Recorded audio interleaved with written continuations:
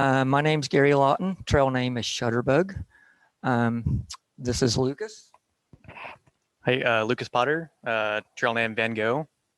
So I've hiked the Appalachian Trail and the Arizona Trail, which I'll be able to talk about tonight. And then Gary over here. Yeah, I've hiked a few miles too. I've also hiked the AT. That was my Triple Crown hike. I've hiked the PCT and the CDT before that, and a couple of shorter trails, the Pacific Northwest Trail and the Colorado Trail, which coincides a lot with the CDT. So that was, some of it was a repeat. So between us, we've got a few miles in, and this is the first time Lucas and I have done this together, but I know I love to share my joy of through hiking. I've hiked a lot of miles, so has Lucas. He's also done a long canoe trip too, so kind of a veteran to the long distance thing. So we just want to share our knowledge, what we've learned about various things. So yeah, we'll get started with the presentation. So a couple like early things as you're getting prepared to start a through hike, thinking about like which trail is right for you. I mean, there's so many long trails in the US right now, varying lengths, from CDT's 3,100 miles. If you do the whole, if you do the whole thing, it's about 3,100 miles with variations. I think my variations were about 2,900 or so. Yeah. But then you have through hikes that are, 100 miles long, and they're shorter, but they, you're still hiking it in the same style you would a normal through hike. So, you're taking a look at the time frame, how long you have. If you don't have 6 months to spend on a through hike, maybe look for one of those smaller trails that can be done in a month. And then looking at the difficulty and the skills required. Some trails are you're not on trail. You're just like route finding for the major chunk of it, and then some trails are very accessible, like the Appalachian Trail. So trying to find out what's right for you, what trail you can reasonably and safely hike. So the question that I've been asked, especially as a Triple Crown, or a question that comes up a lot, is which of those three of the longer trails have been the most difficult? And I think it depends on the person. A lot of folks actually say the Appalachian Trail is the hardest trail, and I would agree to some extent that the tread itself, the roots and the rocks and the steep climbs and all that makes it very difficult. But all the logistics are quite a bit easier.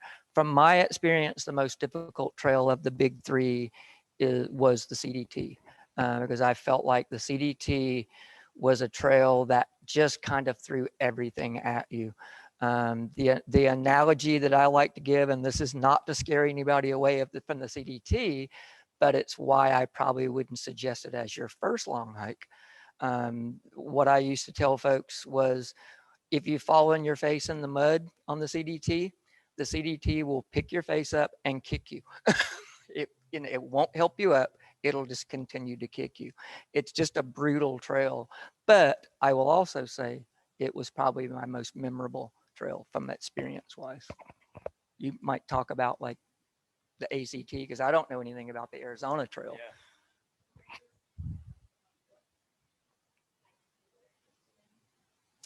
Yeah.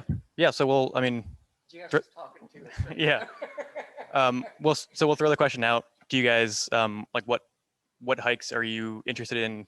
Coming to this presentation, what information do you want to know specifically about?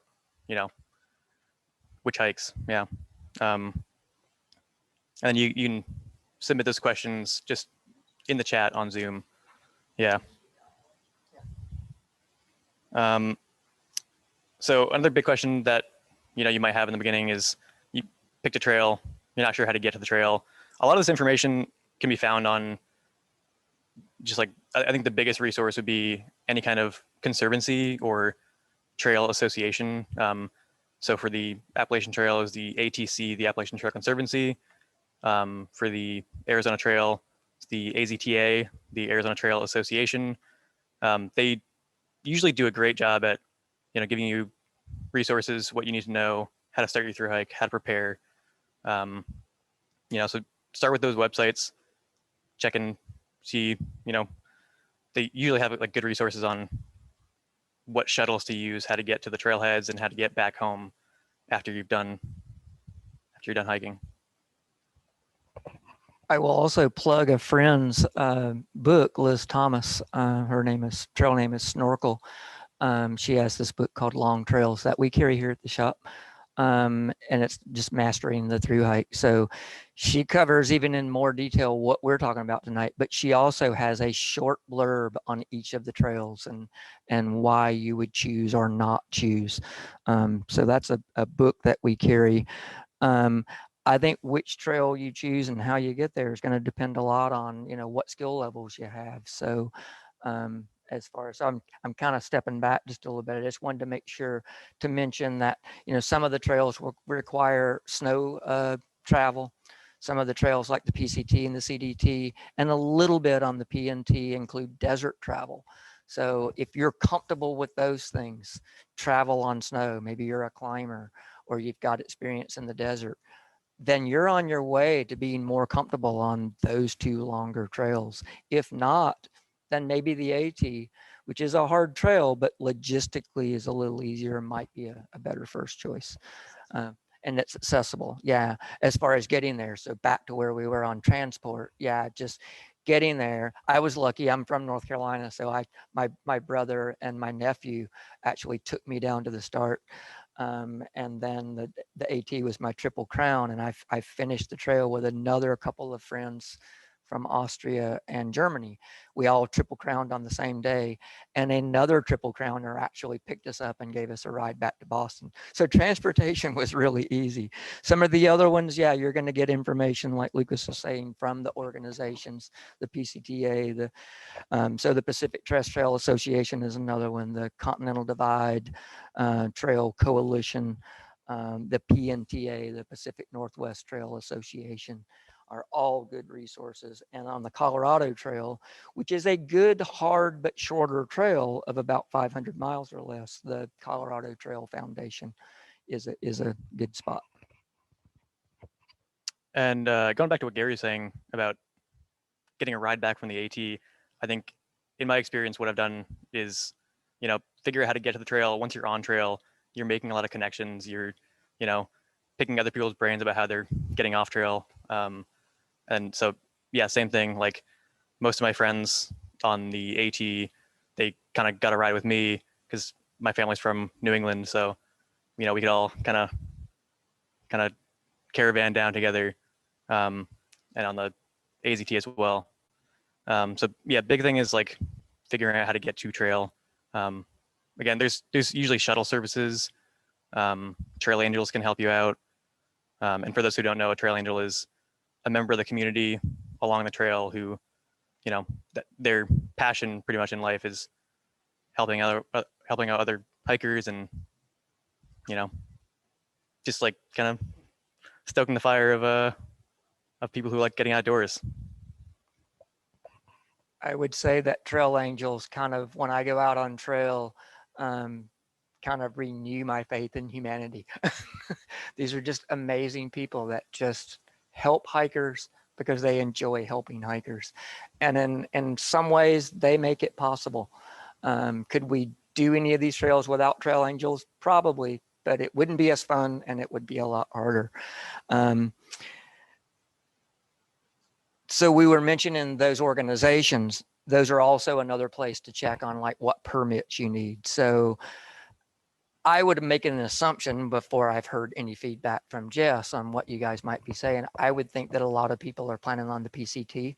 It's our local long distance trail. Back east, most people start with the AT. It's the local trail, East Coast Trail.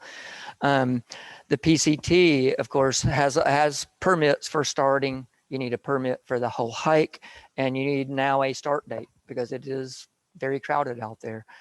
So there is a start date. I think currently there's a quota of 50 people a day, and you have to apply for that. I think that's already started. pretty sure it has. I haven't looked for this year because I'm not hiking. But any of the national parks you go through, you're going to need a through hike. The through hike permit on the PCT will get you through the rest of the trail. It's a permit to hike through any of the national forest or national parks in any of the wilderness areas. On some of the other trails like the CDT and the AT, you will have to get specific permits to pass through, like Yellowstone and Glacier and the Great Smokies and things like that. It's easy. Those organizations, we're not going to go into detail on that process. It's pretty straightforward. It's red tape, but it's pretty straightforward. Those organizations will help you do that. The only really long trail I've done that didn't need permits was the Colorado Trail. There were no national parks. That made it really easy as far as that went. So, were we skipping anything there that you can think of? Did we? Yeah. So the permits, yeah, it's just a necessary thing. There's a lot of us out there, and it just helps protect, the resources. So maybe we'll talk about like some trail dangers and stuff next. Yeah. And the Arizona Trails, same thing. There's 2 national parks in the Arizona Trail, Saguaro National Park and Grand Canyon National Park. Both of those, you just kind of, either contact them ahead of time or get the permit at the station. But again, all that information is on the Conservancy websites. So trail dangers, a lot of people, ask about. A common like through hiker joke is like how many times people ask you, are you carrying a gun? People think that the trail is really dangerous. And there definitely are dangers on the trail. I would say primarily it's not a human danger. Primarily, it's the elements. There's bears as well on the PCT, CDT, and the AT. The biggest thing on the Appalachian Trail for me was ticks. So even animals that you wouldn't necessarily think are deadly are very deadly. I don't know if you guys can see. I don't know if you guys can see this, but this is just permethrin for treating your clothes. It helps for ticks. Yeah. So in general, I'd say through hiking is a very safe thing. I feel more comfortable on trail than I do in any major city in the U.S. Or just anywhere really. Bear safety. So yeah, Gary and I were talking about this earlier. So you should be bear safe on trail. Anywhere that requires bear canisters, you should have them. Anywhere that doesn't, but there are still bear issues, bear pressure, you should be mindful of the bears around you and protect your food, protect the bears from your food. Do you want to talk about more about? Yeah, I agree on the canisters. This canister, this is mine. It's 2.5 pounds, and it's a big block of weight in your pack. But they are required in certain places. On the Olympic coast, on the PNT, they're required in the Sierra, on the PCT. That's the major one. I think bear safety is definitely something to be taken serious. I generally, with all my miles, I've had few, if any, bear issues. The bears that really scare me are grizzly bears. They're big and they don't like people. So, I mean, I've had encounters with black bears, but nothing serious. But that doesn't mean you don't want to be careful. So if you're in a high population area and maybe like the Great Smokies and on the Appalachian Trail where the bears are very used to people, you want to exercise and follow the rules and be a little bit more careful. I personally only use a hard-sided canister when it's mandatory. Outside of that, I take other precautions when needed. If I'm in grizzly country, like in Montana or somewhere like that, I will tend to use an Ursac. If you want to hold that for me there. I use an Ursac mainly because this is not required, the canister, and it's just heavy. This is 2 pounds lighter. It gives you pretty good protection from bears. I don't I mean, the record is pretty good for these. I don't think they're 100% foolproof, but they definitely help protect not just your food, but I want to make sure I get in the fact that we're protecting bears. If bears get habituated, they end up having to euthanized or at least moved, relocated if they get lucky and get that as their first choice. But a lot of times they get euthanized. I also am a big user of the op sacks, and I don't know how well you can see these, but these are just odor-proof bags. Again, there's evidence to show they're not 100% perfectly odor-proof, but I've been using these for years, and knock on wood, I haven't had any issues. Even when my food's on the ground at night, which it is sometimes, actually quite often as a thru hiker, your food is with you on the ground for various reasons. I think this helps a lot. So that's my food protection. I usually will have a way to hang my food if I'm concerned. Maybe I misunderestimated the bear population or whatever. I will always have a way to protect my food. Yeah, so I think just being prepared on all these long through hikes, you're gonna have some potential for bear encounters. Just like knowing when that's gonna happen, knowing problem bear areas. Again, like the Sierras are known for having issues with bears, and then yeah, making sure you have the right gear to take care of your food in those areas. You mentioned to me earlier the mice. Yeah, so I think I haven't hiked the PCT or the CDT. There are bears in the Appalachian Trail, but the biggest problem in the Appalachian Trail, I would say, are the mini bears, the mice, all the little rodents. I had an Ursac on the Appalachian Trail, and in Maine, the last 200 miles probably the trail got chewed into by squirrels. So what actually ended up destroying it were those mini bears. Same thing, you try to protect your food from any animals out there. That's kind of part of your duty as a recreationalist to not leave any impact. Don't feed the animals. Don't leave food for them.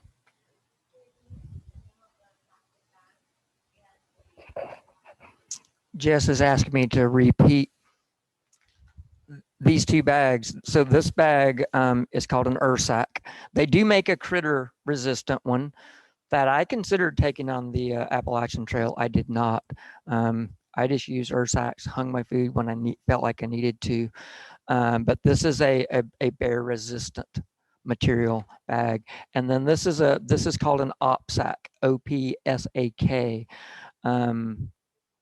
We sell these. Sorry, I'm talking to Jess. Forget you can't hear her, so bear with us on this technology. But the OPSAC, yeah, we do sell them here. There's various sizes. This is the bigger size. This is what I use for food. You have to be really careful with the seals. The seals don't always hold up forever, but I found that I can get quite a bit. I can get 2 or 3 weeks out of one if I'm really careful before I replace them. They might not be quite as odor proof after 3 weeks, but they still seem to be working. But until they fail me, I'm just going to use those because I think if they're not 100% odor proof, I think they at least help. My theory is that it's said that a bear can smell open food from 10 or 15 or 20 miles away.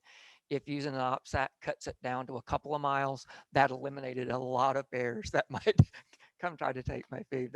That's just my opinion for what it's worth. Do we want to just skip down and talk about cost of hiking? Yeah.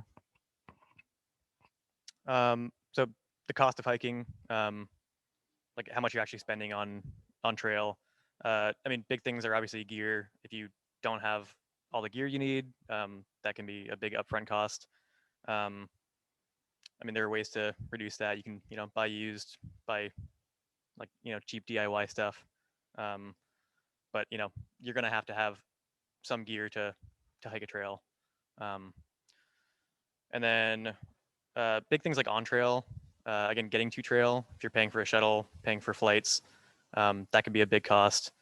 I found that once you're on trail, really the biggest expenses are town stops. Through hiking is very cheap. You can make it super affordable. You get no problem when you stop in town. You're tired after 3 or 4 days of hiking in the woods, and you just blow $200 on beer at a bar, or food, because you will have that hiker hunger. You will be craving pizza. So yeah, town stops are a big one. And again, in town, you might stop at a hotel or a hostel. Those are big expenses that are nice every once in a while to relax and rewind and reset. But if you're trying to stay money conscious, those are places you can reduce in town. Yeah, no, I would agree with all that. Once you're on trail, I mean, food, resupply, whether you're shipping boxes to you, which you can save money on food. Like I go to Fred Meyer's here, and food's reasonably priced. In a small town, it's going to be more expensive. Now I'm offsetting that cost savings there with the cost of shipping, which has gone up. So there's a balance there. It also depends on your nutritional needs. I've been vegetarian for my whole through hiking career, and now the last couple of years, 2-3 years, I've been vegan. So it's really hard sometimes to get what you want in small towns.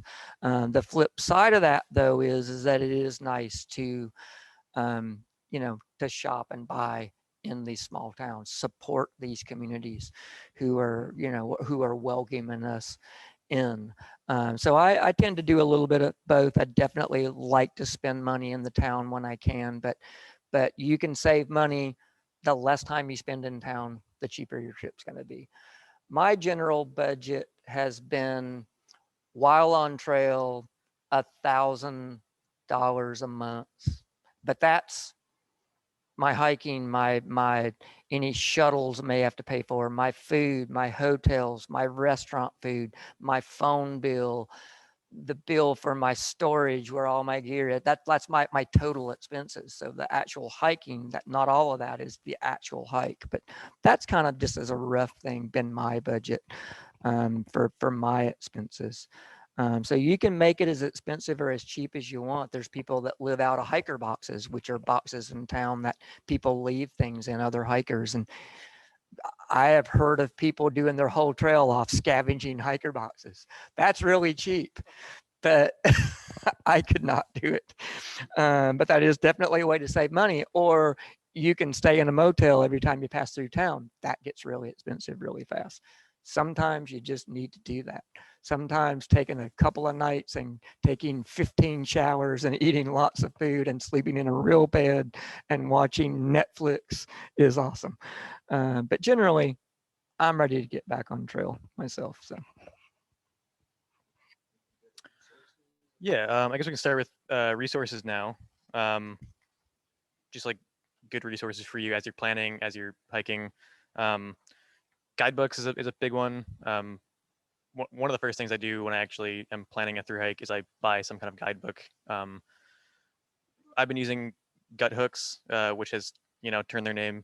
They're now Far Out. It's an app. You can download it on Android or Apple. Yeah, that's a really good resource. Other guidebooks for the Appalachian Trail, I used the AWOL guide. It's an actual physical guidebook, which was nice. It was cool. It's a neat little memento for when you're done hiking.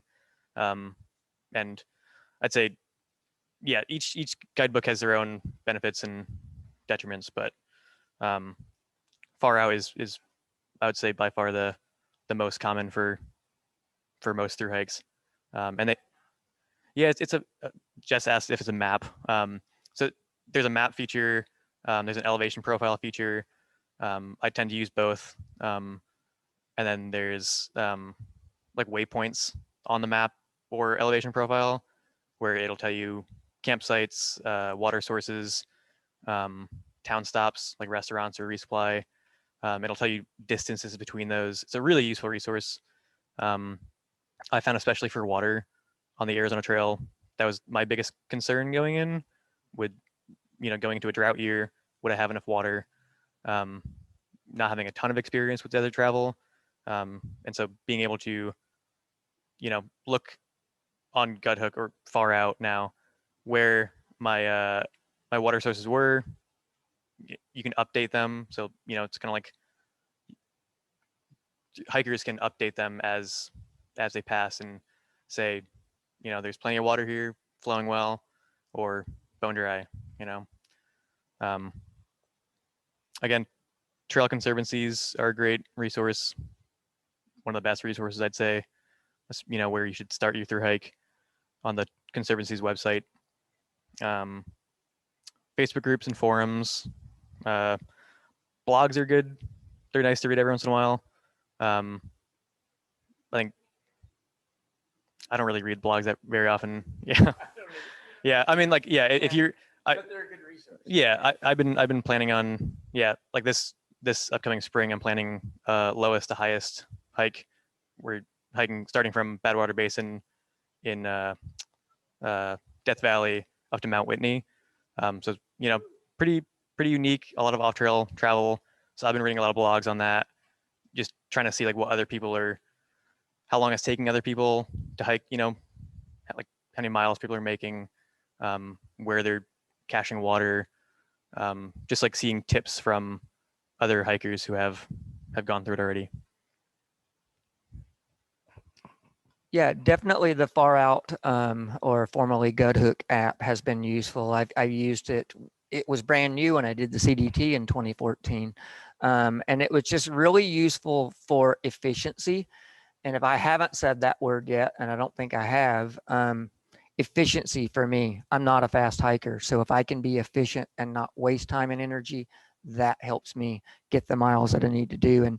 And apps like Far Out, help me stay on pace. So like when I did the Colorado Trail this past September, I was very late season.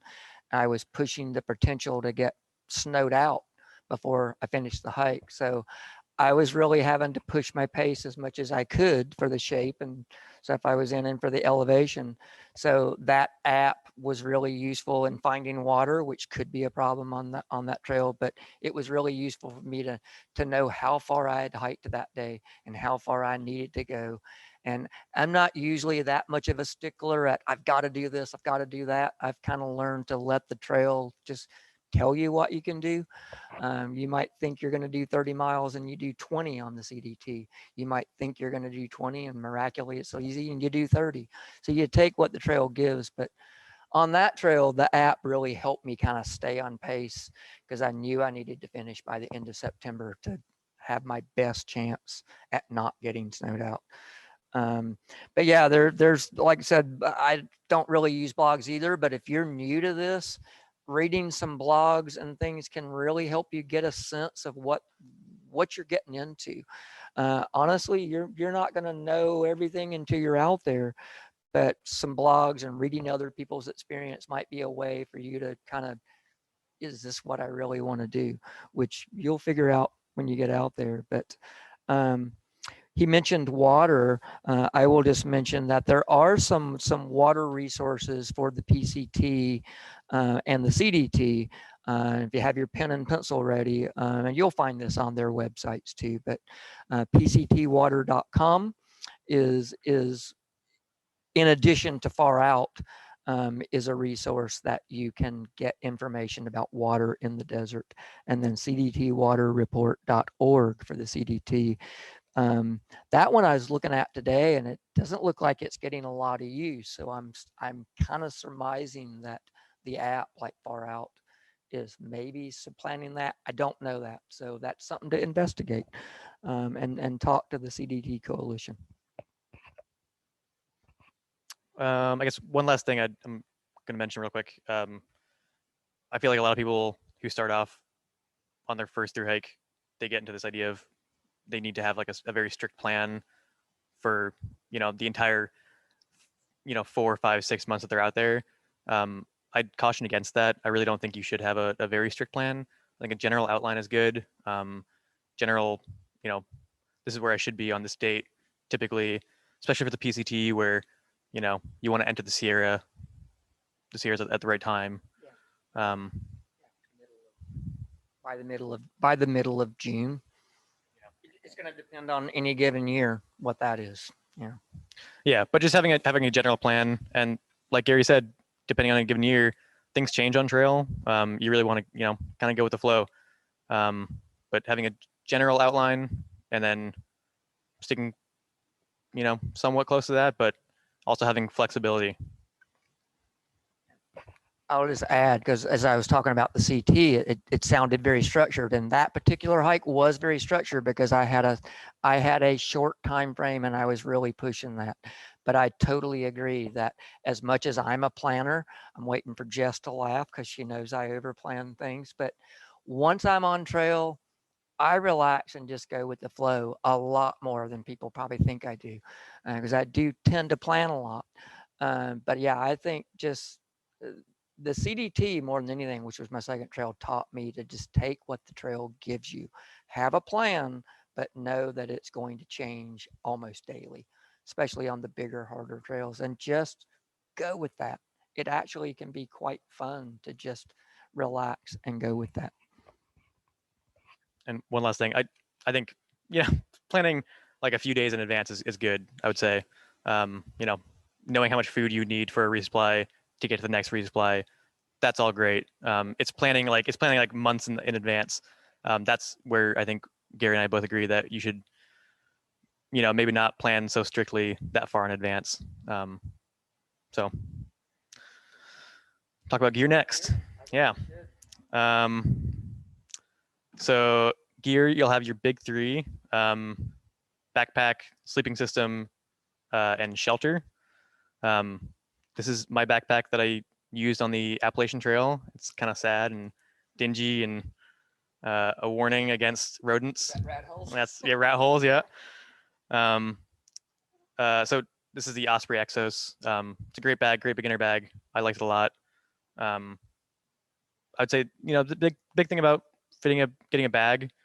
First of all, getting one that fits you right, because you will be in it all day, every day. And then also getting one that fits your gear. So you'll see this a lot, but I would say get your gear before you get your bag, so you know what size bag to get.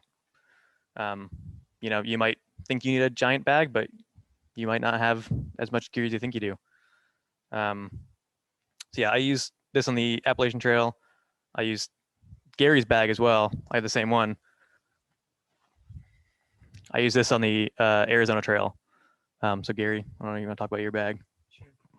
No, I would agree. Absolutely, your pack should be one of your last choices. I know it's kind of the thing we all want first because this is our home and it's important. But you need to know how much space you need, and you need to have a general idea about how much weight you're going to carry, because not only do you want enough space in your pack, but you want your pack to be as light as it can be, but you don't want it to be too light for the load that you're carrying, and that's going to vary. Both of us are lightweight hikers. Are we by the general convention ultralight? I use the word ultralight all the time, but the general convention is under 10-pound base weight.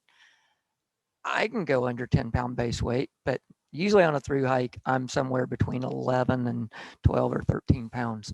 In the Sierra, that might go up to 15 or 16 pounds because of the bear canister and ice axes and all that kind of stuff.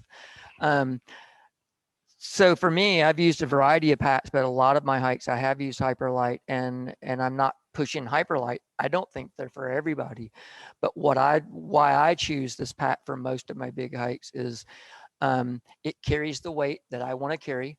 I'm rarely over 30 pounds. I think this pack does great to 25 pounds. At 30 pounds, it starts to get a little uncomfortable for me. But it's okay, especially once you're used to it. But I'm rarely over 30 pounds. So it fits the bill for carrying the load for me. If I'm carrying over 30 pounds, it's because on that given day, I'm carrying a lot of water and maybe a lot of food on the same day. Maybe I go over 30 pounds, but if you're drinking the water, you're not going to be over 30 very much. So I like that it's simple, it's efficient, simple roll top, simple pockets. It's very simple and efficient. It's relatively waterproof. That adds simplicity. So that's my choice. But for you, choose the pack that'll carry your gear and the weight of the gear and the bulk of the gear comfortably for you, and that it fits. If you live here in Portland, come in. If you've got a pack you need that you already have, come in, and you're not sure about the fit or whatever, come in. I'll be glad to, talk to you about your pack and will it work, or either one of us would. But yeah, I mean, I think that's pack. Just, go as light as you can, but it needs to carry the weight and be comfortable and fit you. Talk about sleep system next. So I'll get my stuff out.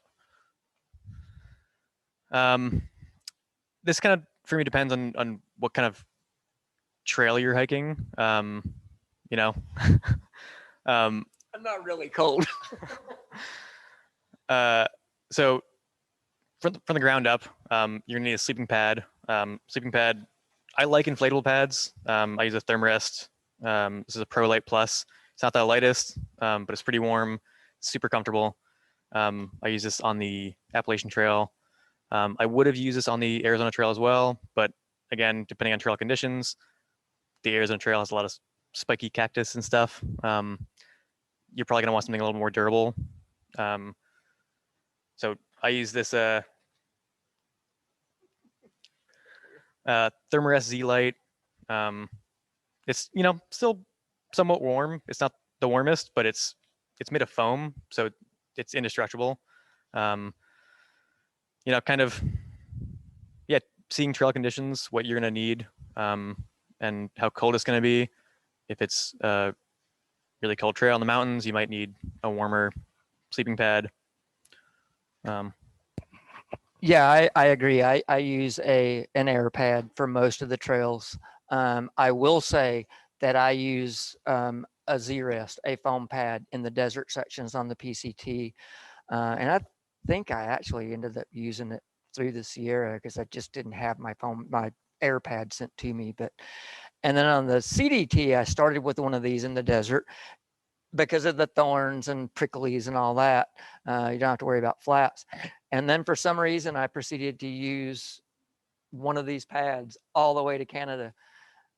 Yeah. So, I mean, you get used to it, but I definitely sleep better on an air pad, and this is my preferred. But I do like a foam pad, especially in the desert. Just don't have to worry about flats because there are pricklies everywhere. But just as light as you can go. I like the Thermarest because it is lighter. This is 12 ounces. It's 2.5 inches thick. It's super comfortable. Yes, they're noisy. That's what people complain about. I sleep pretty good after a 25-mile day on the trail. So who it'll keep awake are people beside you. It doesn't bother me. And I camp solo a lot when I'm on the trail. So that's my choice as far as just it's 12 ounces and it's super comfortable. One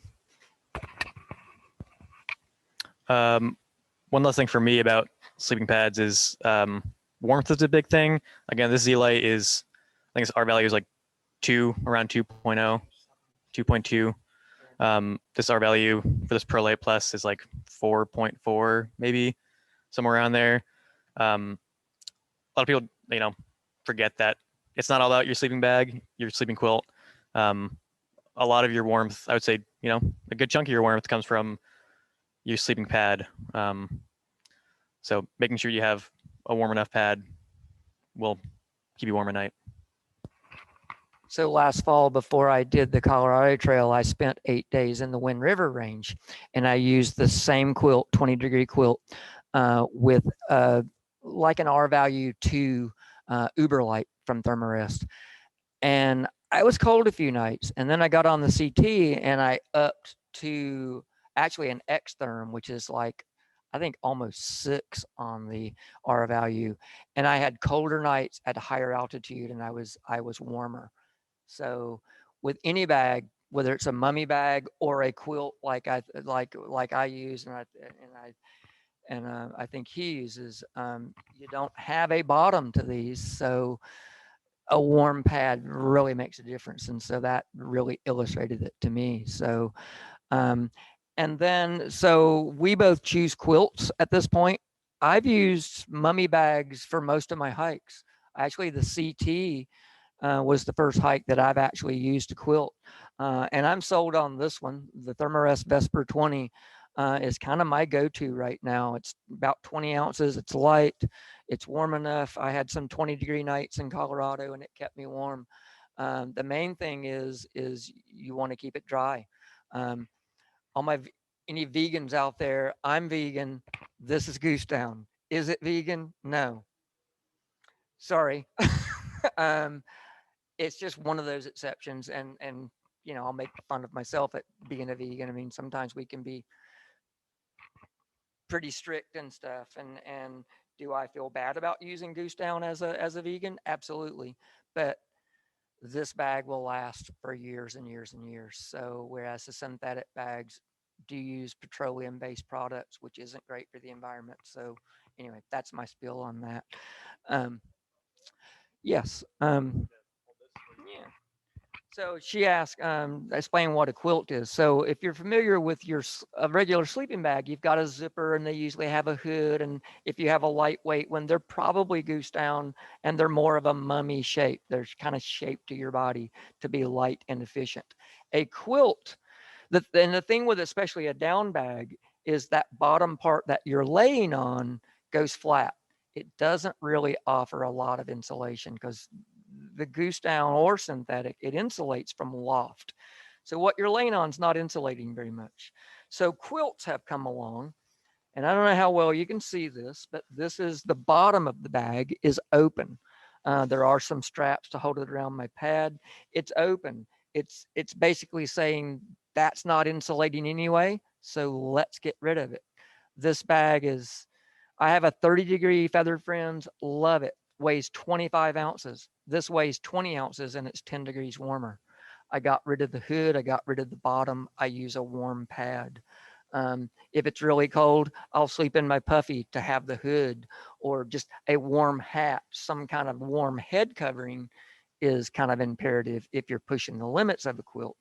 But it just saves weight. It saves bulk. You don't have zippers that can fail. You don't have zippers that can snag, which is my pet peeve. Yeah. So they've gotten really popular. I personally like this. This Vesper is the first one from Thermarest that I've used that I actually like. I've had a chance to try some other quilts and they're okay. I wasn't sold on them. I didn't. They were drafty, whatever. This one has worked really well. So I'll plug it. We do sell it here at the shop, and that's not why I'm plugging it for sure. Of course I am. I work here, but I'm plugging it because it has worked for me. And my, you know, my Feathered Friend sleeping bags that we carry at the shop, no complaints. I think they're the best sleeping bags out there. But I've finally converted to a quilt. Do you want to talk about yours, or I'll talk about it. Yeah, I mean, so I have a quilt as well. Okay. Yeah, my quilt's same basic concept. One thing about the quilts I really like is that it's so versatile. I use mine on the Appalachian Trail, where you start out very cold, you end very cold, in the middle, scorching hot. I like being able to, you know, bundle up when it is cold, spread out, and, you know, maybe have half my body in the quilt, half my body out the quilt. So it's versatile in that sense. You can use it in a variety of temperature ranges where a mummy bag might be too warm when it's too warm out. That's about it on. You can see how fairly easy that was to stuff. So in my waterproof stuff sack, this is going to stay dry. It's a roll top waterproof stuff sack. In that pack, I could pretty much throw this in the lake, and my sleeping bag and my sleep clothes, which I put in there too, are going to stay dry. So I think, you know, for safety and comfort, this is the stuff right here that just has to stay dry. Yeah, I'd agree with that. I don't really use stuff sacks in my pack. The only stuff sack I use is a waterproof stuff sack for my sleeping bag, and if I have a liner, the liner as well. The stuff that, yeah, if it gets wet, is dangerous, you know. Let's talk about shelters. So for my shelter, I have a rectangular tarp. It's just a flat tarp. Packs down super small. It's incredibly lightweight. Takes a little bit of time to set up and to figure it out. But I like it. Again, it's versatile. I like that in any of my gear. So, you know, basically it for a rectangular tarp. It's just a flat tarp. And I typically set it up in an A-frame. So, and I've never found any issues with that in the wind, in the rain. I like it as long as you set it up right, practice with it. That's just a good option. So I've used tarps a little bit. Through hiking, I don't. They're super versatile. When I did the PCT, I probably cowboy camped. And if you don't know, cowboy camping is where you just sleep under the stars. You don't set your shelter up. 2012 was probably the best year I could have ever picked to do the PCT. It literally rained 4 or 5 nights. I think I put my rain gear on like 2 or 3 times for a few minutes the entire hike. I know I almost am embarrassed to say that because most people don't get that lucky, but I do carry a shelter. I've used various ones. My favorite setup now, this is my ground sheet. My stakes are rolled up in here. I'm not a big stuff sack user either. I use a waterproof stuff sack there. I don't usually use this stuff sack either. I just put it in there to bring it in. But this is instead of a stuff sack for my stakes, I just roll them up in my ground sheet, and that, keeps them from poking things. And then I use the Six Moon Designs Deschutes 0G. It's a Dyneema, formerly Cuban fiber, weighs about 8 ounces. The internet tent weighs about 10 ounces. So that's 18 ounces, just over a pound. And then my stakes and my ground sheet add about another 3 ounces. So I've got a full double wall, 1-person tent, not for really big folks, tall folks. I'm not a big guy, so it fits me really well. And that's mainly because the inner tent, isn't huge. But for 21 ounces, I've weathered some pretty bad storms in this. I mean, I've camped at 12,000 feet in a storm on the CT in this, and I was crossing my fingers, but it worked. It worked. It hung in there. Not where this is intended to use, or any of this is intended to use in a severe storm at 12,000 feet. But with proper use, getting used to it, it does work. And it's just incredibly light, keeps the bugs off, all that good stuff. That usually goes in my pack next. Yeah. So one thing I'll also add about the tarp, I used a tarp on the Appalachian Trail and the Arizona Trail. The Arizona Trail, it made a lot of sense. The Appalachian Trail didn't make too much sense, just because it rains so frequently. In a place where it rains that much, it probably would make more sense to use a tent or a shelter that is easier to set up and definitely more rain resistant.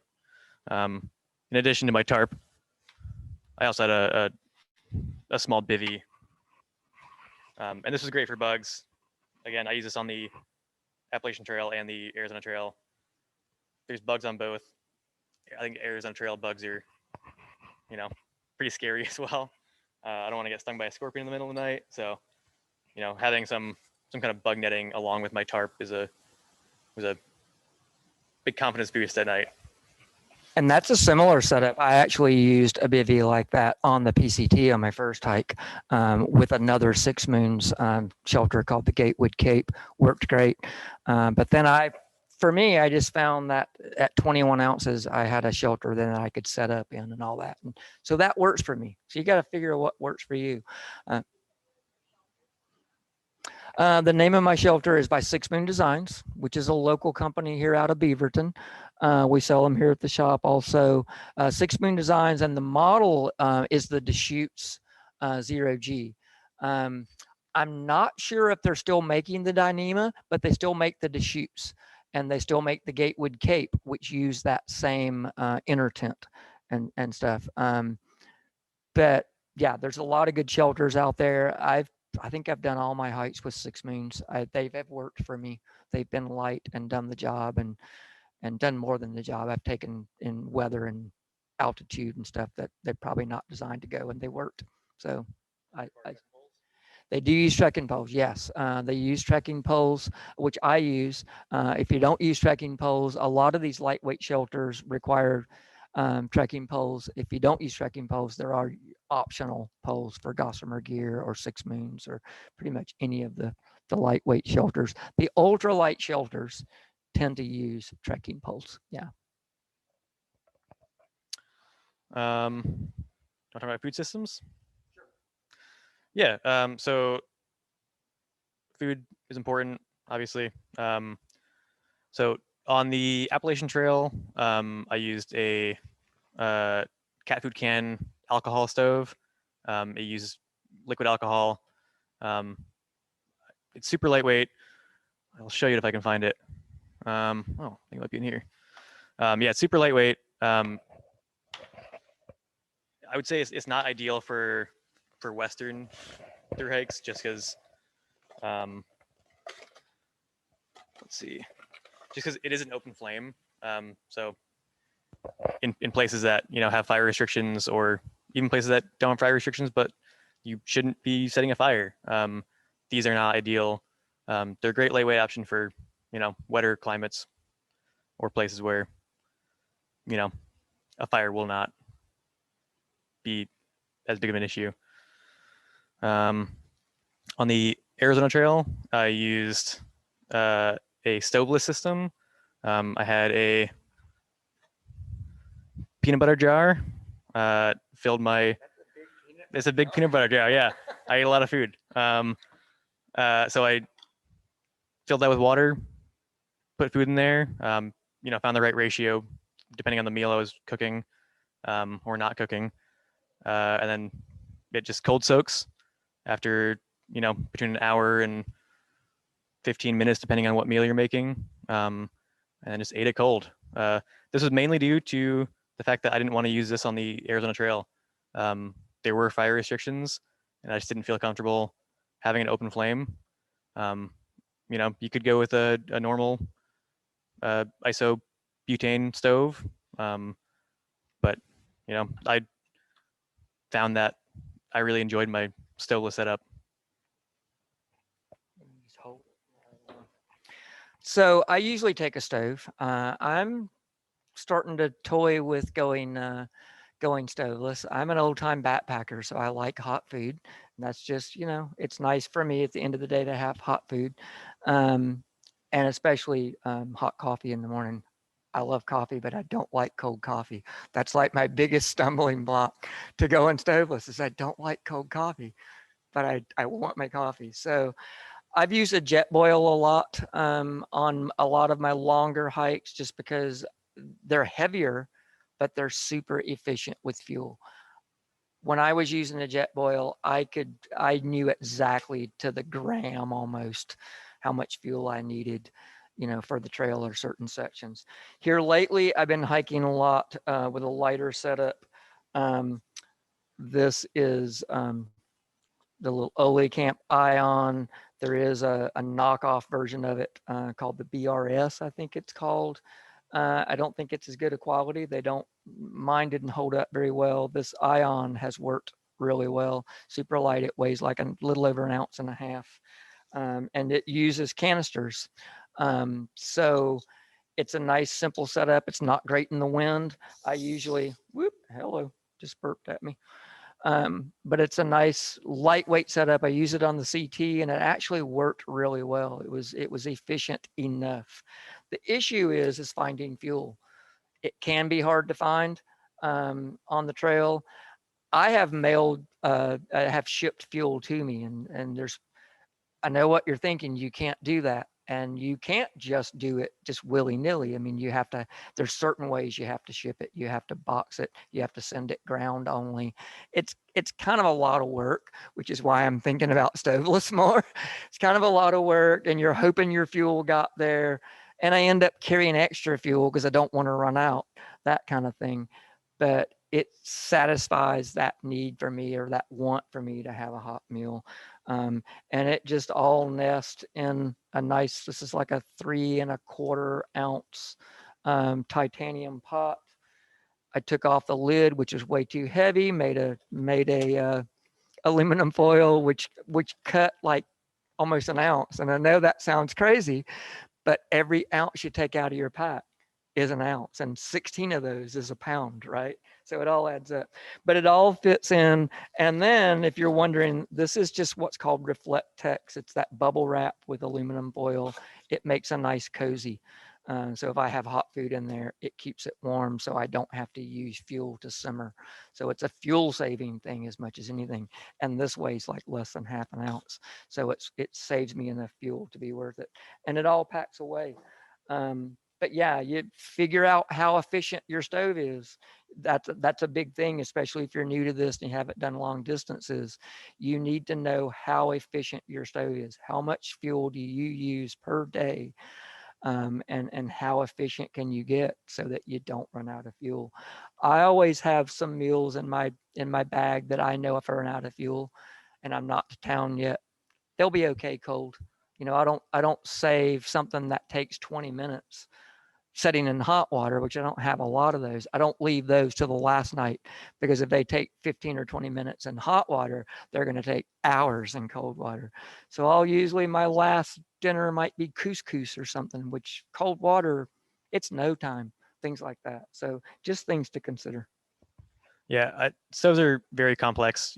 Other thing about alcohol stoves is that you might be saving a lot of weight on this, but the alcohol itself, you use quite a bit of it, and it's pretty heavy. So, this might be better on shorter resupply sections, like the Appalachian Trail, where you might have 2 days, 3 days between resupply. Might not be a great option for a trail with longer resupplies. You might want a canister stove that will last. I mean, 2 weeks if you cook it like once a day. Um, yeah. In this, I would typically make couscous, like Gary was saying. Instant rice is a really good option. The big thing about the cold soaking that I really like is the efficiency of it. It's just so simple. I can, make my coffee in the morning, just like start hiking. I can eat bars. I don't have to waste time in the morning being cold to make hot coffee to get myself warmer. At night, I have, an hour before I get to campsite, I start my cold soak. When I get to camp, I have food ready to go. All my trail friends are still cooking, and I am already in my sleeping bag. So it's again, I'd agree with Gary. Efficiency is the name of the game. Trying to dial in your system and figuring out what works for you. Water system? Yeah, we'll go over water system. Sure. So my water system, we discovered today as we came in and brought our gear that we have slightly different systems. And I think I would say that Lucas's system is what I see the most. It's what most people are going to use. So I'll let him talk about that. If you want to talk about that, I'll get mine out here. Yeah, so this is a very common site on the trail. I'd say this is the most common water filtration system you can find. It's a Sawyer squeeze. Again, it's a water filtration. Doesn't use chemicals. It just things smaller than, what is it, 0.2, 0.1 micron. Yeah, can't pass through there. So it's great, essentially anywhere that there aren't waterborne viruses. So here in the US, this is fantastic. I've drank from some pretty nasty sources with this. So my water system, again, like Gary said, is pretty common. I have a smart water bottle. It's a very lightweight bottle. You can really use any kind of squeezable bottle. I just, bought it to look cool, I guess. And then Sawyer squeeze on top, fill the smart water bottle with dirty water, and then I can just squeeze the bottle into my receptacle. My water storage is usually bags, Evernew bags. I like them.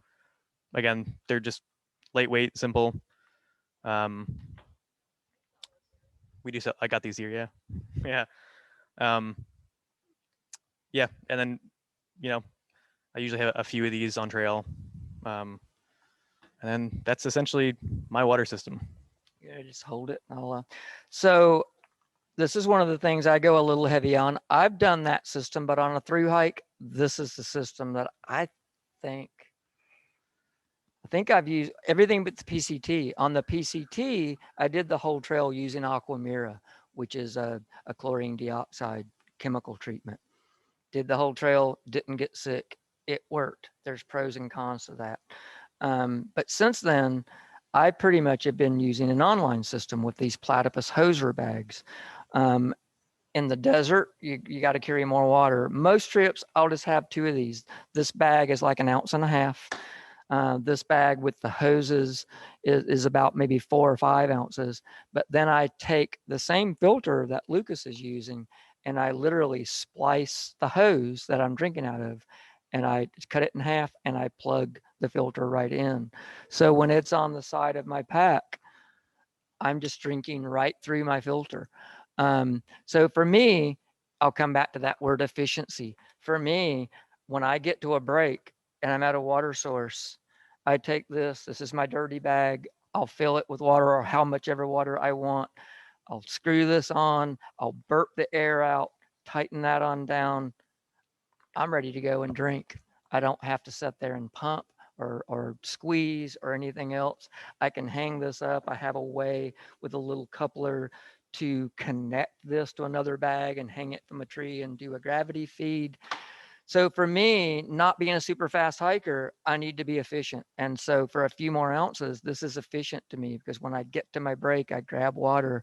And if I'm taking a break, I'm taking my break and I put my feet up and I snack and I rest, and I don't have to do anything else for water. So for me, it's worth a few extra ounces. Doesn't work for everybody. This slows down the flow when you're drinking through this and that thing is on there. I do think the squeeze is the best one. I've used some of the smaller ones. They do clog a little faster, even with cleaning, and they get slower and slower. I've done a complete through hike with one of these. And yes, after 3,000 miles, it's getting kind of slow, even with cleaning. But the efficiency of that and the ease of that overcomes the fact that I have to draw on this a little harder to get water through it. It's a viable trade-off to me. And I usually have a couple of bags. That gives me 4 liters capacity. You know, unless I'm on the AT, I think I had like 2 or 3 liters capacity. But anywhere else, you know, for like 7, whatever it is, 7 ounces total, that's my water system. I'll usually have some Aquamira as a backup. Yeah, as a chemical treatment, just in case anything can fail. You know, I can drop this and break it or whatever. So yeah. Yeah, my water strategy is typically fill up as many bottles as possible, drink a bunch while I'm at the water source, and carry as little water as possible. That's kind of why I prefer this system, just so I can, you know, quickly squeeze out as much fresh water as I can, and then camel up, drink a lot at the water source, and you know, I don't have to carry as much water because water is very heavy. Hygiene? Sure. Hygiene, you know, there's toothbrush, toothpaste, all that stuff. That's pretty self-explanatory. I don't think we need to talk about that a ton. I don't know. Yeah, if you do, you can. But the big thing for me is your waste. You know, going to the bathroom on trail. Let's see what I have. So you have to. What was that? So when you're on trail, when you're backpacking, you have to bury your waste. I have a deuce of spades. It's a little trowel. Dig your cat hole with that. This is super lightweight. It's made of aluminum, and it digs through, you know, pretty hard soil. I have that, and this is something that a lot of people don't have. I have a backcountry bidet. The main reason I like this, well, first off, it gets you very clean, and second of all, you don't use toilet paper. A lot of thru hikers rely on toilet paper. and it kind of makes the ecosystem you're walking through pretty gross.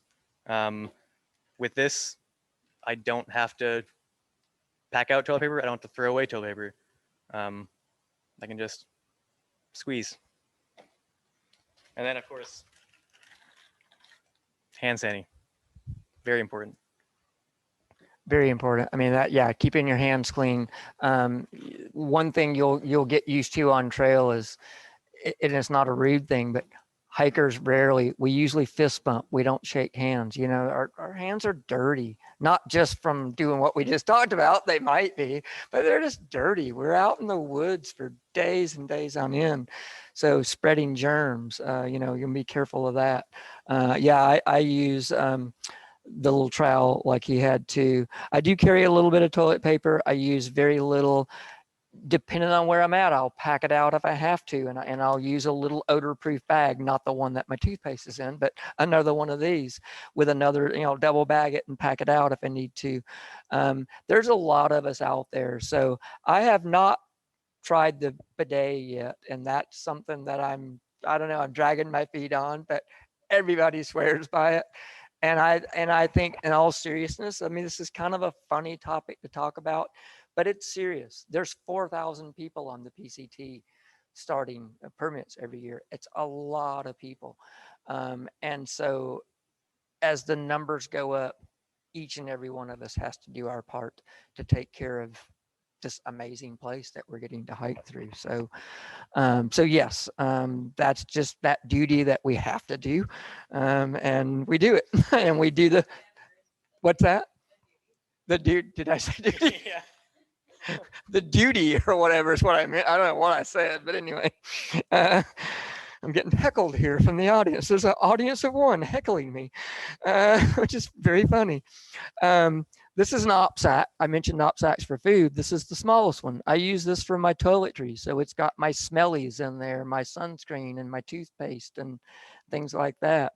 That might smell a little bit. And I just feel like in my pack, that keeps the food down, keeps the smells down. I'll hang this with my food or whatever, if that's what's required.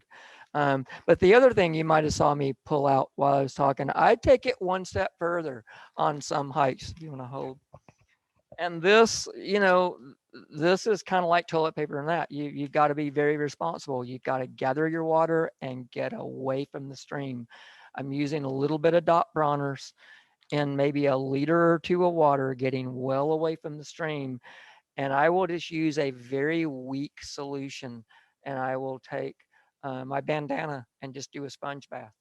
I do not do this every day. If I've been on trail for 5 or 6 days and I'm getting ready to go into town and I'm probably going to hitch a ride into town, I just find that if I stop at the last water source and just do that, maybe if I have anything clean like a shirt to put on, I do that so that when I get in someone's car or I walk into a store or a restaurant, you're going to smell. You're a through hiker. And in these towns, people know that and they're okay with it for the most part. But I have had people that I've hitched with that have told me stories about picking up hikers. One guy said he went like a half a mile down the road and asked them to get out of his car because they obviously had not even tried to clean up. It's like, how bad can we smell? And he's like, no, not acceptable. We were telling this story and I'm like, well, you know, I did my best. He's like, I can tell that you made an effort to at least try to take some of the stench off. And he appreciated it and he gave me a ride. He was awesome. So that's a little thing not many people do. This weighs half an ounce. I mean, I've got like less than an ounce of stuff here.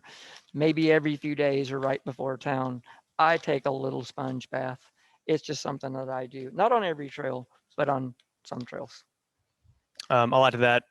I don't do this, but if you do use Dr. Bronner's, and Gary mentioned this, go well away from the stream.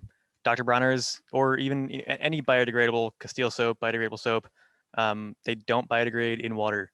It has to be in soil. So, and even then, you know, it's not perfect. Yeah, biodegradable. Yeah, it's better than non-biodegradable, but it doesn't mean you can just be careless with it. So be super careful with it, with all the unnatural waste that we're bringing into the wilderness. Just, Electronics, real quick. So my electronics, really the only two things I have are my headlamp and my phone. Let's see if I can find my headlamp real quick. So, to charge those two things, some people, just charge it in town. I feel I use my stuff frequently enough. I use my phone. I use, apps, the Far Out app on there as a guidebook, and then my headlamp as well. That's like a safety device. I use those frequently enough where I need a battery bank. this is mine. I have a couple. This is a 10,000 milliamp on the CT where I didn't go into town very much because I was trying to go fast. I had a 20,000 milliamp and that was plenty. But I had one 8-day carry that this would not have been big enough. So how much power you take will depend on how often you're going to be able to charge. So yeah, again, I don't use a ton of electricity either. I use a 10,000 milliamp battery bank as well. This is my electronics bag, pretty slim compared to a lot of other people's. If you're bringing a camera, you might want more. Headlamps, again, rechargeable. Yeah, both of ours are rechargeable. They're honestly pretty similar design. Very minimalist cord to wrap around your head. LED light, super bright, great, ultralight. Right. And I don't night hike a lot. Sometimes, especially if I'm with someone. I'm not a big fan of night hiking, but I can with this. But if you do night hike a lot and in the desert when it's 100 degrees every day, if you get that just super hot spell, you might night hike a lot. So consider that when you choose your battery bank. Because if I'm using this for hours and hours every night, I'm going to be charging it more often. This will last for 2-3 weeks in the summer if I'm just using it around camp. So the size of your battery bank's going to depend on, what you're using. But I love this versus carrying batteries. I can just charge it up every few days, keep it charged, and it works great. Yeah. And then as far as battery banks go, it's kind of tricky knowing where to charge them, trying to figure that out. Again, places like, or apps like Guthook or Far Out now, guidebooks will give you resources on towns. That's really the only place to charge stuff. Go to a hostel, stay at a hostel, you can charge your stuff there. Go to a restaurant, charge your stuff while you're eating. A lot like public parks in towns will have spots to charge in like pavilions. So kind of like that's a skill you learn as a backpacker, as a thru hiker, weeding out, trying to figure out where to where to charge your stuff. And I just would add a bit on etiquette.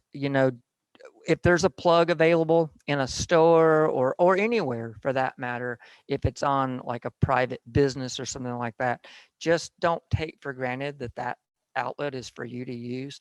Always ask. I've had on the CT, I met trail angels who had hikers give them a hard time about not letting them charge at certain times or not using every plug in their establishment. And then I would notice those hikers on Far Out giving that establishment a hard time.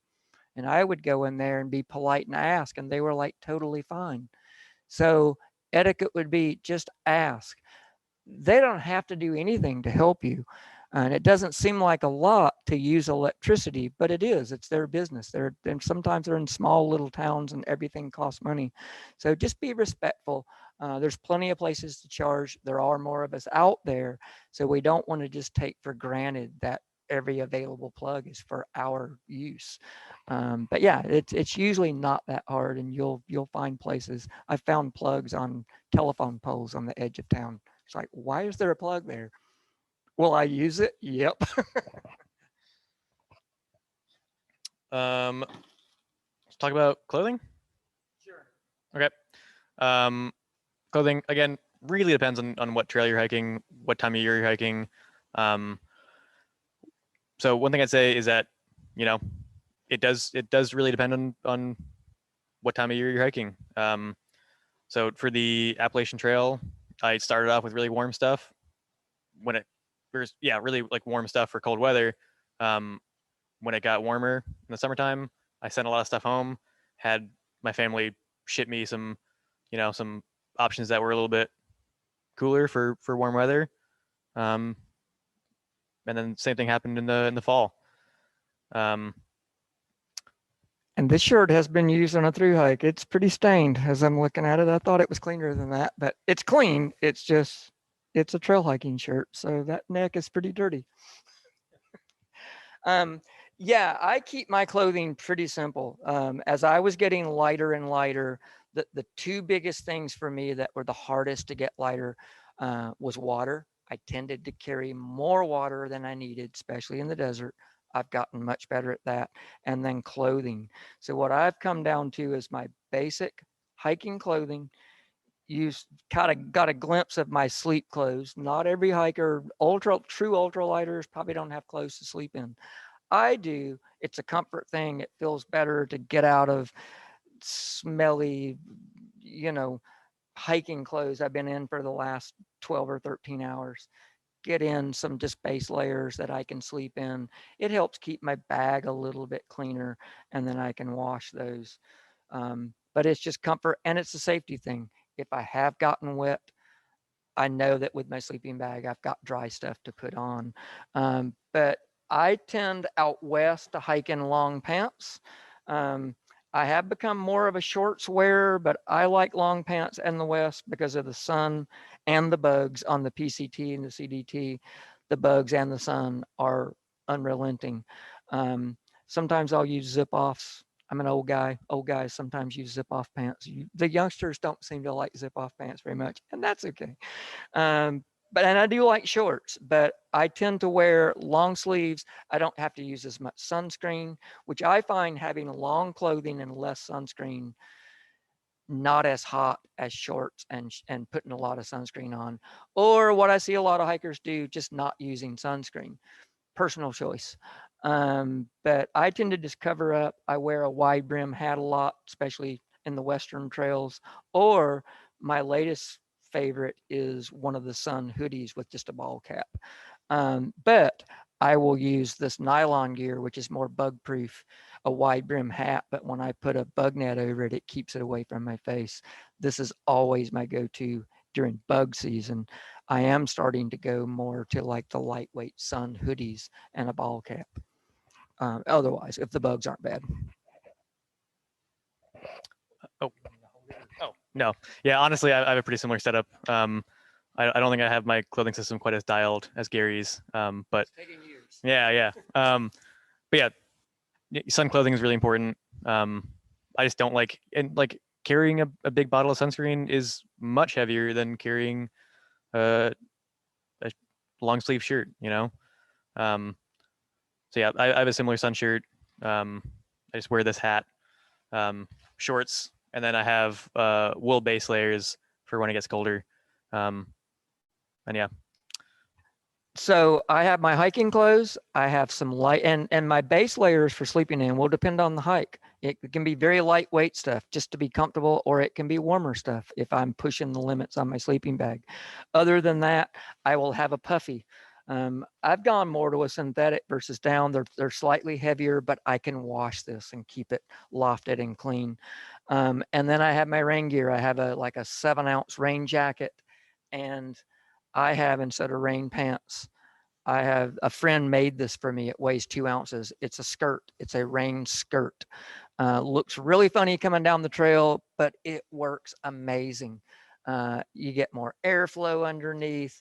It keeps what I need to keep dry, which is, down below the knees. Feet are going to get wet. So, and I just find rain pants to be too hot. So that's my basic setup. And then if I'm expecting a little bit more cold, like in the Sierra or on the CDT up high or the CT up high, then I will add maybe a light fleece mid layer that I might hike in more. This is a Northwest Alpine hoodie. weighs about 8 ounces. I lived in this thing in September on the CT. It was colder during the day than I thought, so just my hiking shirt wasn't enough. So I was wearing this a lot. And that's it. I've gotten it down to where I've got my base stuff that I need. I add or subtract depending on the trail, a mid layer, and then I up the weight or reduce the weight of my sleep gear depending on how much warmth I need at night. And it's a pretty set setup. I will also, because we kind of skipped it, and I won't open this because I don't know if you're, what's the word, superstitious. It's an umbrella. I use a sun and a rain umbrella a lot. So that allows me to use a very lightweight rain jacket. Is it waterproof? Yes. Does that mean it'll keep me dry all day? No. But unless the wind's blowing, I sometimes, unless I'm cold, don't even put my rain gear on. I just use my umbrella. There's a love-hate that people have with umbrellas. For me, when people ask me my favorite piece of gear, it's really hard to pick, but 9 times out of 10, when somebody just wants to know my favorite piece of gear, it's my umbrella. Sun, rain, wind block for my stove, bear deterrent. That's a story. When I had a bear in the Shenandoah kind of getting up a little too close and follow me down the trail, I literally opened my umbrella halfway and fluttered it really hard, and he was gone. It freaked him out. He was out of there. So that added something that I use it for. I'll also open it up, lay it on the ground, bottom side up, and use it kind of like as a dressing table. I'm not throwing stuff on the dirty ground. I can just throw my stuff in there when I'm packing in the morning. So 7 ounces, my favorite piece of gear. You're kind of selling me on it.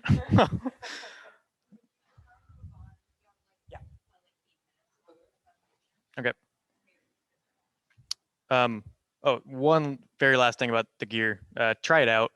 Like Gary said, this took him years to develop this clothing system. You'll never know what actually works for you unless you try your stuff out. Figure it out for yourself. And then also, you don't want to be on trail having never used that piece of gear, not knowing how to use it.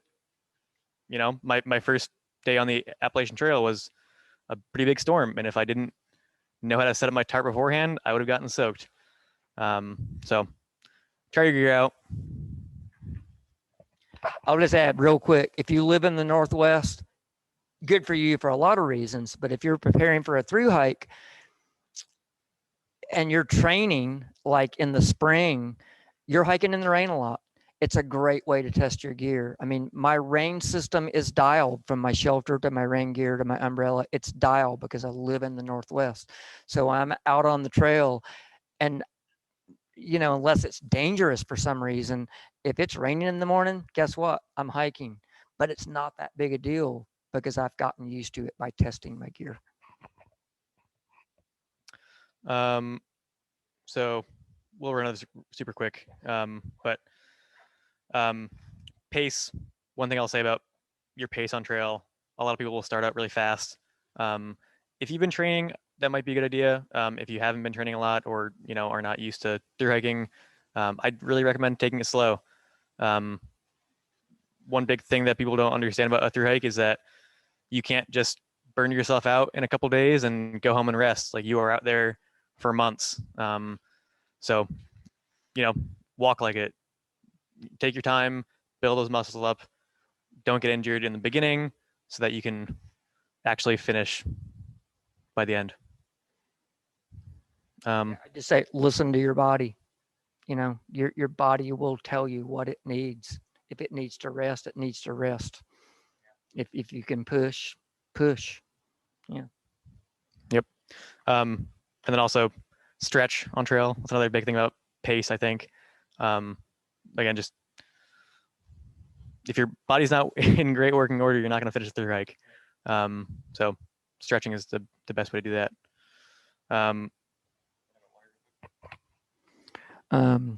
About water. Let's see. Where are we? Oh, there we are. Yeah. So water. I mean, we mentioned the resources earlier on the PCT, and I think even on the CDT, but more on the PCT. There are water caches, but it was a whole different ball game. Like when I hiked in 2012, there were maybe 600 or 700 through hikers registered that year. It's 4,000 now. So even back then, you couldn't count on the water catches. So if there's water at a water cache, take what you need, leave the rest for other folks. I'm not sure what the water catch situation is now with all the people. I think they still are there, but they're definitely precarious. But just don't assume. Don't leave a water source with less water because there's supposed to be a water catch. There may be plenty of water, but people might be dependent on that. So just carry the water you think you need. And if there's plenty of water when you get there, take a liter to hydrate or something. But try to carry what you need and not depend on water caches. And on the PCT, I would say be able to carry 4 to 6 liters of water. A lot of that's going to depend on speed.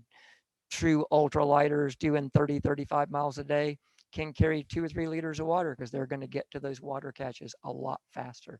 If you're going slower, you're going to have to carry more water, and there's a balance to that. Yeah, I mean, water is a big thing on the desert, so you definitely want to pay attention to those resources where the water is, and just stay hydrated because that'll make your body work better. I'd say for selecting water sources, trust your filter, or trust whatever your treatment is. A lot of times the water is not going to look great, especially in the desert, and you kind of just have to drink it, but definitely treat it. Don't just drink out of a cow tank. And then selecting water sources. And yes, he did say cow tank. Yeah. Oh yeah. A lot of your water sources in the desert you're sharing it with cows. I have a great video of me and my friends around a water source, and a cow walks up, drinks half the water out of the water tank, and leaves. So that's their water as well. But we're sharing it. A lot of cow tanks will be really, really muddy.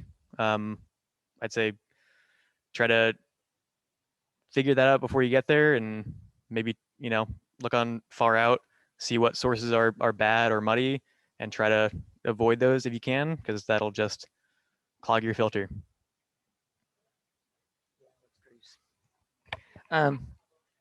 Yeah, so we're going to just have to go really fast because we're going to go long, and we do want to answer some more questions and stuff for sure.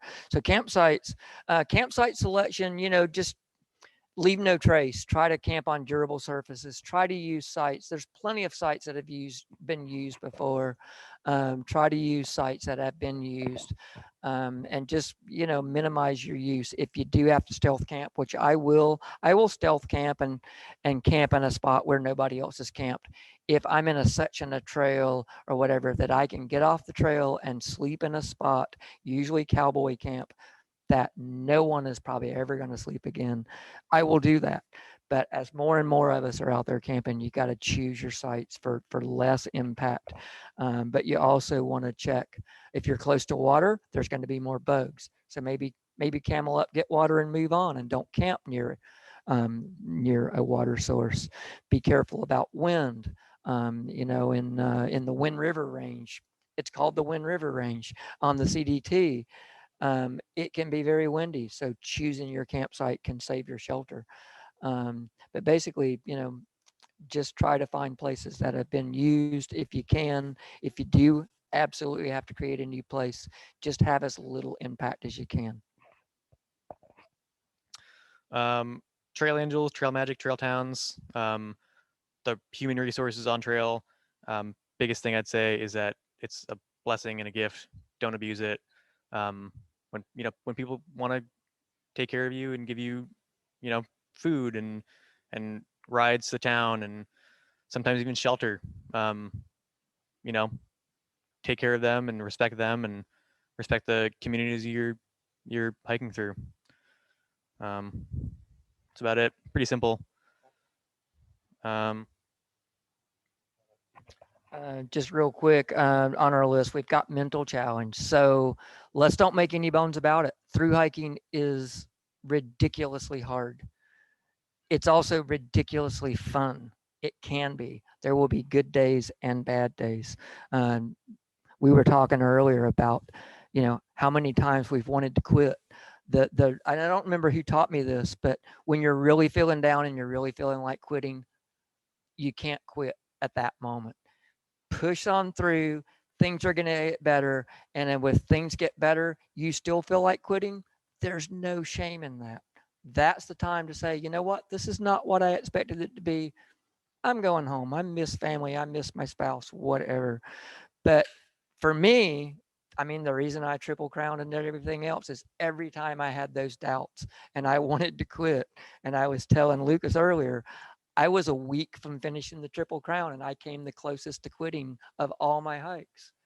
But I'm like, well, first of all, I can't quit. I'm Triple Crowning in a week. But it was just like, okay, this is a really hard moment. Just start walking. Just put on your pack and walk and listen to the wind in the trees and just, you're in a beautiful place. Get through it. And it got better. I ended up triple crowning with 3 friends or 2 other friends from Europe. It turned out to be a magical end of the trip just by pushing through. But the mental challenge, you're going to be tired. Things are going to hurt. The weather is going to be horrible at times, and it's going to be beautiful at times. And you're also probably less so now. You're going to hike alone a lot. I have hiked of my 9,400 miles, I've probably hiked 8,000 of it solo. Now there's other hikers on the trail, but literally by myself on the trail. I might camp with somebody that night, but aloneness can be hard for folks. I'm okay with it. I'm kind of an introvert at heart. And so I like my downtime on the trail, but that can be a mental challenge, even for me sometimes. Yeah, well, the one thing I'll add about that is that the trail changes a lot. So, your circumstances this week might be very different from your circumstances next week. If you are feeling alone, especially early in the trail, a week in, that might change. You might, meet a lot of people who you get along with really well. Physical challenge, again, like Gary said, knowing your body, it's a very difficult endeavor that you're embarking on. So, know when to rest, know when to speed up, but yeah, trying to avoid injury. Yeah. Yeah. So, unfortunately, yeah, I think one of the most important things is left to the end, but leave no trace. That's, you know, there's a website, lnt.org. So go on that website. There's 7 principles of leave no trace. They're all hugely important. And we are stewards of this land, and it's our job as recreationalists and as human beings to, do our part to not mess it up. So, yeah. We're going to take some questions, I think.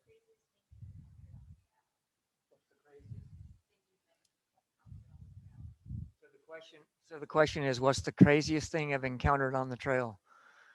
Oh my gosh. It's a good question. Do you have something? I don't have anything right now. How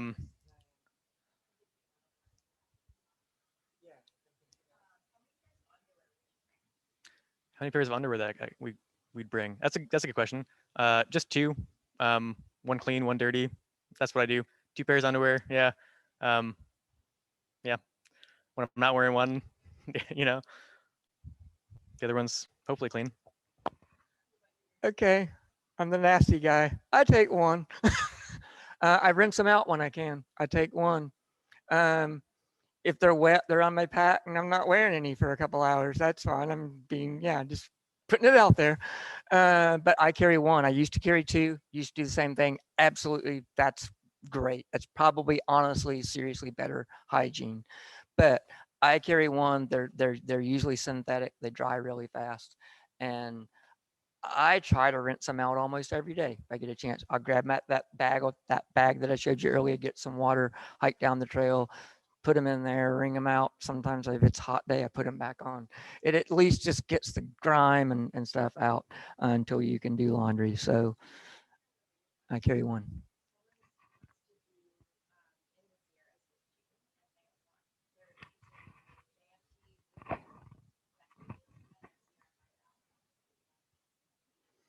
So the question is about doing the Sierra in June. Did I get that right?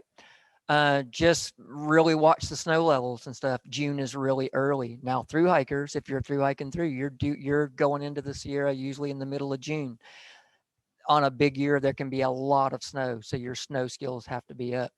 I went in on like the 12th or 13th of June in 2012 and didn't need an ice axe or anything. There was very little snow. It was a very low snow year. The year before had been a record snow year. So in June, you're going to have to watch the snow. The bugs will be horrendous, especially in middle and late June. So be ready for that. I've hiked about 40% of the high route. Know your navigation, be comfortable with class 3 scrambling, with severe. The JMT so the question was JMT or the Sierra High Route, completely different things. The JMT is a trail, is 80% of it's the PCT. So it's a trail hike. That doesn't mean it's easy. You're at high elevation. So if you're jumping right onto that, you haven't acclimatized or anything. JMT is an amazing trail if you can get a permit. So just a good long 200-mile hike in the Sierra. The Sierra High Route is mostly an off-trail route, and that gets serious really fast. You got to be careful of weather and things like that. I've done about 40% of it, and as a through hiker in that section that could do 20 plus a day, I was barely doing 13, 14 miles a day, and it was exhausting. So yeah, I had planned on doing most of it, ended up doing half and then circling back on the JMT just because I was going to be running out of food because I was planning on doing 15, 16 miles a day. Couldn't do it because of how hard it was. So I hope that answers the question. Was there another part to it, or is that the Sequoia Kings Canyon loop? And I'm not sure what they're referring to. There is a loop from Andrew Skirka, is an off trail loop that again is really hard. So I'm not sure, that could just be a trail loop. Well, I've been through there on some other hikes. Sequoia, Kings Canyon are both national parks. You do have to get permits to go into the Sierra on your start date from a certain trailhead, but it's beautiful. So if they're talking about an on-trail route, just be familiar with, up and down high passes and altitude and all that. It's just a good, hard, but beautiful backpack. If they're talking about the Andrew Skirka loop high route thing, that's again like the Sierra High Route. That's a more serious off-trail, can be more hazardous.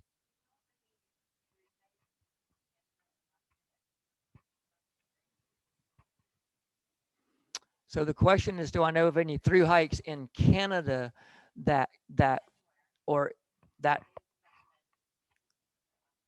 Canada or Alaska that include like glacier mountaineering? Um, I don't know of any that literally include mountaineering, like skills with, ropes and crevasses and glaciers and things. In Canada, there is the Great Divide. That's a continuing. I think I'm saying that right. The Great Divide is the continuation of the CDT.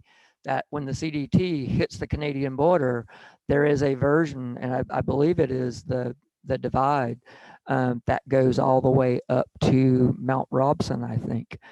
So several hundred more miles.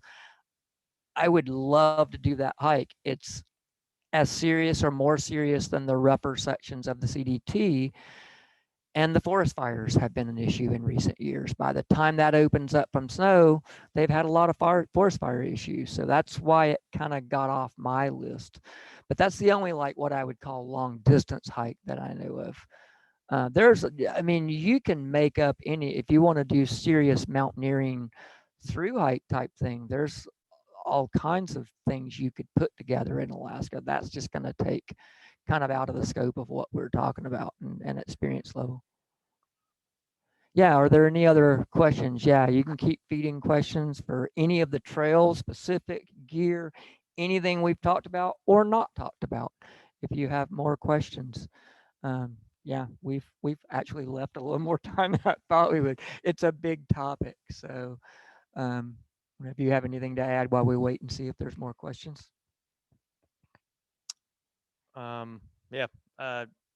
crazy thing that happened on trail. I didn't see it, but I had two friends get charged by a moose. The moose was downhill of them. They were, up trail, maybe 200 feet, and the moose charged them going uphill.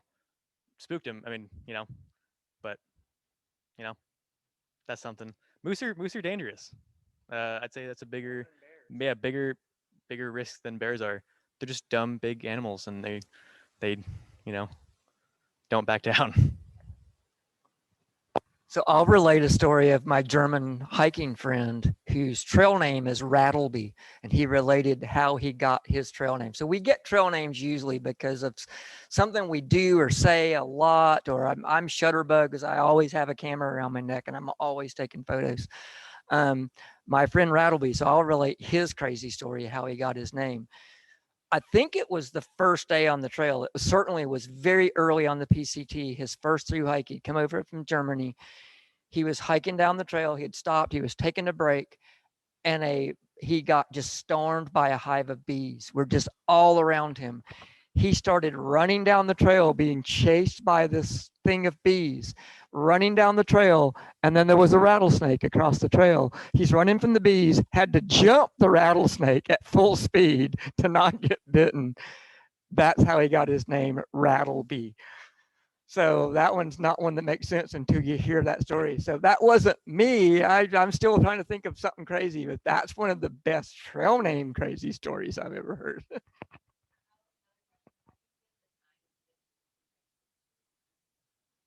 The question was, how do we fit the time needed for through hikes into our lives? I've done it in a way that might not be feasible for everyone. I'm relatively young. I'm 24. Don't have a solid career. I work seasonally, and I take time off to do this. Kind of revolve my lifestyle around through hiking. Don't really spend a lot of money. That way I can afford these trips, and working seasonally allows me to take time off in between jobs. I'm a little older than Lucas, but I was married for 20 years, but now I've been single for a long time. Did not have kids. So everybody's circumstances will be different.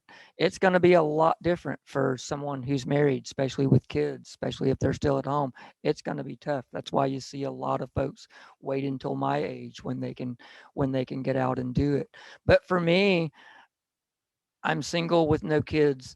I've worked at various shops. I've been here at the mountain shop for 9 years plus now. So for me, having an employer that values me getting that experience to bring back to the shop and supports me in that has been critical. That's not going to be there for everybody. So just speaking from my point of view, I've had a ton of support from employers. I'm single, no kids. And like Lucas said, I live a pretty simple life. I save my money because for several years, my passion became through hiking, and it's not cheap. You're not working while you're out there. And so just prioritizing, this is what I want to do. And I didn't know I would hike all these miles until I hiked the PCT. Took them one trail at a time and just found that I loved it, and just kind of figured out a way to just save and make the time. And that's going to be different for everybody. And at a certain time in life, it might not be possible for a lot of people, but I do believe that if you get the opportunity and it's something that you really feel like in your heart you want to do, you have to find a way to make it happen if you feel like it's going to be something for you. I ran into a guy just on a backpacking trip in the Olympics once, and he had had the chance to do the PCT like 7 years earlier, and for whatever reason didn't take the chance, decided, nah, I'll get another chance. 7 years later, he had never gotten another chance. And by that time, I had hiked at least one trail. And actually, I think it was before the PCT. I walked away from that thinking, next year's my opportunity. Things were aligning, money wise and time and all that. And I'm like, when I heard that, it's like, this is my opportunity. I seized it. So if you get the chance and it's something you want to do, you just got to make some sacrifices. It's not all fun and games. I feel like I've paid my dues to be able to get off 2 months to 5 months out of a year every few years. And it's taken sacrifices, but is that worth it to you? That's an individual thing. It's certainly been worth it to me. Also, smaller trails are very valuable. Like if you can't get, 6 months off, the PCT, the CDT, the AT are not like the end all be all of trails. The Tahoe Rim Trail, the Wonderland Trail, pretty local. The Long Trail in Vermont, 270 miles, very doable in a few weeks. There are plenty of trails out there that you can, again, hike in the style of a through hike, but do it in a reasonable time frame. Or just backpacking, just get out there. Yeah, section hiking.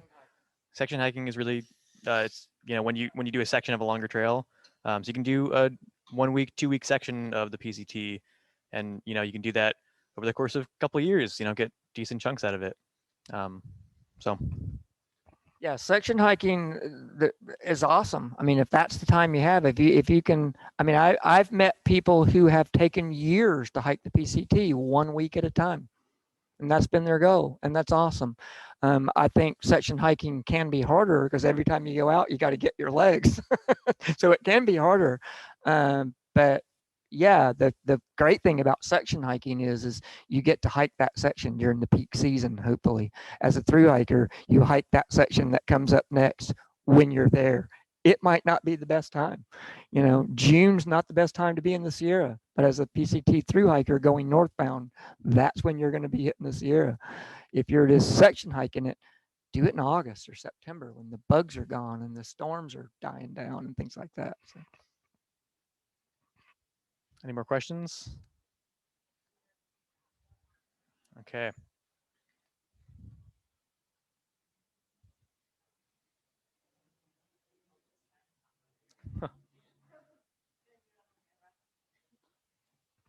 All right, thanks everybody for joining us tonight. Huge thank you to Gary and to Lucas for sharing all their knowledge with us. Everyone on the call tonight will be entered to win this titanium long spoon. So it's perfect for backpacking meals. You won't get your hand all grubby when you dip it into your food. So a winner will be announced. This presentation was also recorded, so we'll send out a recording to you and it'll be on our YouTube channel. And any questions for either of these guys, can I give out your emails? Are you interested in fielding questions from people? Sure. They have them. Yeah, so really good resources here. I'll include both of their emails in the follow-up email that I'll send tonight or tomorrow. So if anything didn't get answered or comes up for you, feel free to shoot them a note. Thanks so much, and we'll see you next time.